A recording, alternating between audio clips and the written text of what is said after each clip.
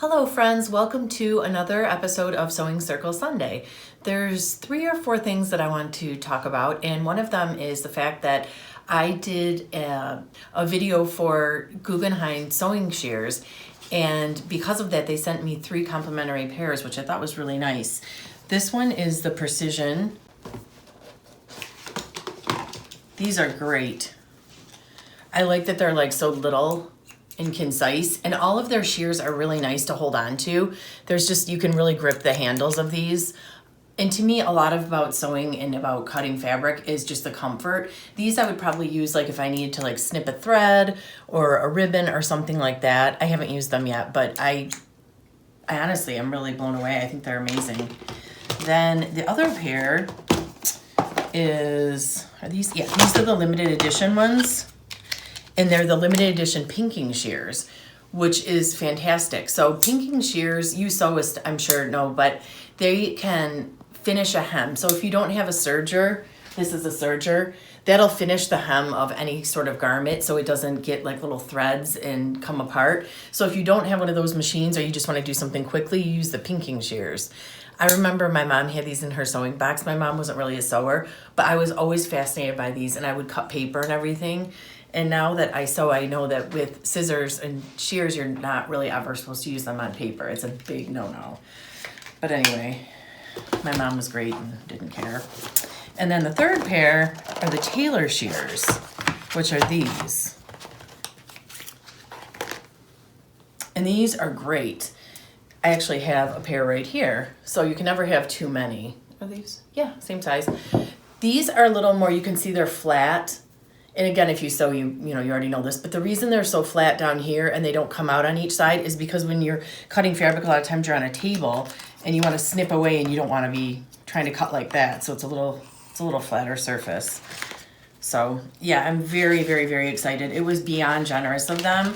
I've probably purchased 3 times from this company before they asked me to do this, and I'd happily pay for them again full price, but it was very, very generous, and I can't say enough about these shears, and they're a great price too. You can see I have some up here.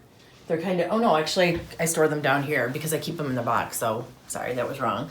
But I do have other ones, and I like to double up, and I haven't ever had to have them sharpened yet either, which isn't a bad thing if you have them sharpened, but it's just nice that I haven't even had to yet.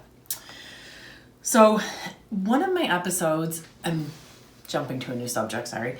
One of the episodes that I shot, I was very proudly drinking out of, it was either this glass or it might have been this one. So I follow a girl on Instagram and I love her style. She seems very sweet. She's got great taste. We have very, very similar taste. So I tend to, when she posts something and then, has a link to it, I tend to go there and see how much something is, and she kept featuring those glasses, and I was like, oh, I have to have these glasses. They're so good. So anyway, they were limited on Etsy, and I should go back to the post, but it's just kind of funny, so I'm not even going to bother doing it. But I was led to believe, now this is my own fault because I didn't research, it's fine, but I thought they were like these, limited, hand-blown in Italy glasses or something along those lines. I just did. So I can't remember how much I spent. My niece was asking me because I was at Home Goods 2 weeks ago with my sister and niece that we love to go to Home Goods and Marshall's. And lo and behold, I found these 2. And I was talking to my niece Ella, and I could barely get the words out when I saw these. I was like, Ella, I bought these on Etsy and spent so much money. She was like, how much, Lala? My nephews and niece call me Lala. And I said, I don't know. I said, but it was a lot. She was like $200, and I said, no, not that much. And I said, I almost don't even want to go back and look because it's really funny to me. So I took the price off, but these were $6.99, a nice sensible price for each. I want to say I got 4 of these, and knowing me, I don't think that I know you had to buy them in 2, so I think it was maybe $25 for 2 of them. So it's not that outrageous. It's like 4 times the price plus shipping. But anyway, I don't know why. I just thought it was funny because I was so proud and, bragged about these glasses. I still love them. It doesn't mean I don't love them anymore, but it's funny that, I got swindled, but I really didn't. Anyway, I just wanted to share that. And also I did a video last week about my newest sweatshirt, fried pickles. It's available on my website. You can order it, or you can always message me. It's fine. But the website tends to be a little bit easier. So we'll put a link down below for that. But anyway, I have sounds insane, but I have a passion for fried pickles. And I actually made my own in our air fryer. Much healthier, I'm sure, but I have to say, not being in that oil that's probably been around for years, like you get at a restaurant or a good bar, not the same. Just not the same, but it's okay. But I love my fried pickles, and I feel like if I have a passion for something, I'm just going to slap it on a sweatshirt and see if anybody feels the same way. It's kind of like the pizza rolls one.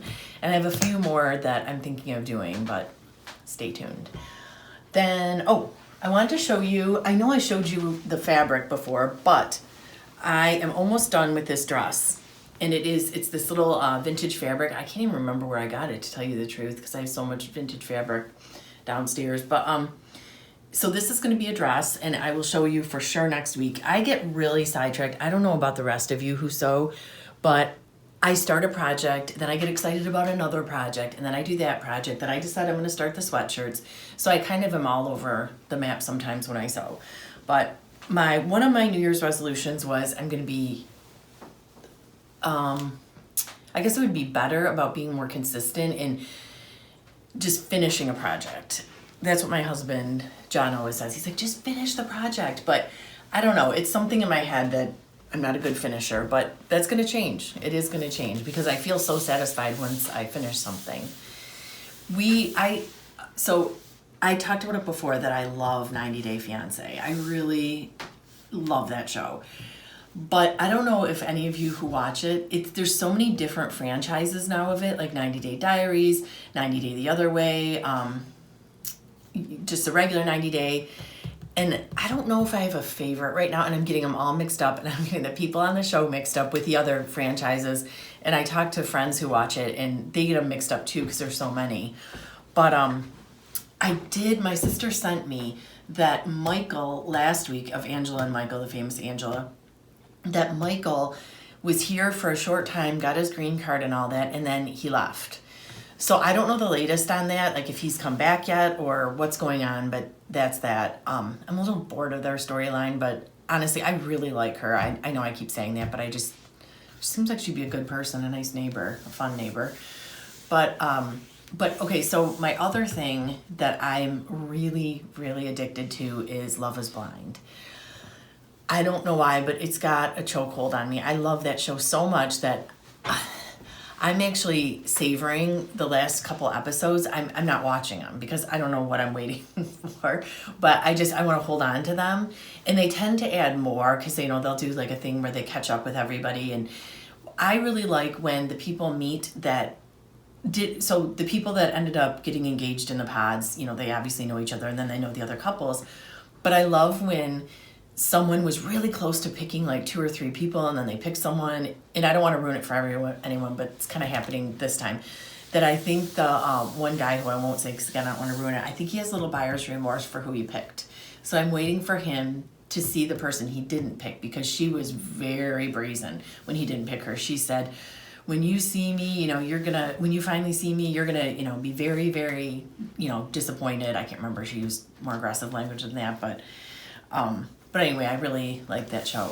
My husband does not like it. So I watch that usually here safely in my sewing room or when he's out. But yeah, so I think that's about it. I want to do more regular shows just because I really do enjoy this. I, especially with my job, I enjoy interacting with someone person to person much more than what I'm doing right now. But also, this is what people do now, so I have to get with the program and do it. And I do enjoy it, and the way it gets cut and everything makes it a little more fun. But I love engagement. So if you want to talk about Love is Blind, about getting can't think of the word, but overspending on things that it's happened to you or anything like that, feel free, because again, I love engagement. I love interacting with people. If you have any questions, just feel free to leave them in the comments or message me or whatever you want to do. But anyway, I've enjoyed this time with you, and I will see you next week. Cross my heart. I'm not going to keep going months without doing this because I don't know why I would. So anyway, have a great week, guys. Hi.